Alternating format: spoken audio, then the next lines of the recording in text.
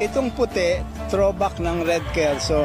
Matagal na ako nagbe-breeding ng Red Kelso. Merong isang babae, puti ang lumabas. Sabi ko sa breeder ko, nasalisihan yan. Saan? Sir, wala. Sigurado ko naka-single, naka-trap nest yan. Nakamarka lahat yan. Oh, wow. Nagustuhan ko dahil throwback eh.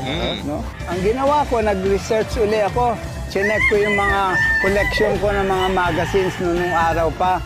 Nabasa ko na si Cecil Davis, na farm manager ni Walter Kelso in 1954 or 55 or 56, may lumabas din silang mga white Kelsos.